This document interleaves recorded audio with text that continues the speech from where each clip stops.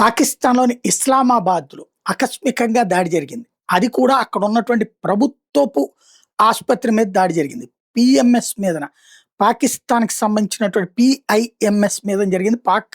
ఇస్లా ఇస్లామాబాద్‌కి సంబంధించినటువంటి medical sciences అనేటటువంటి దాని మీద పీఐఎంఎస్ మీద దాడి జరిగింది.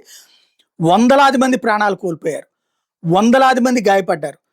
ఆ చనిపోయినటువంటి మృతదేహాల్ని తరలించారు. అట్లాగే గాయపడ్డటువంటి వాళ్ళందరినీ దగ్గరలో ఉన్నటువంటి ప్రాంతాలకి తరలించారు.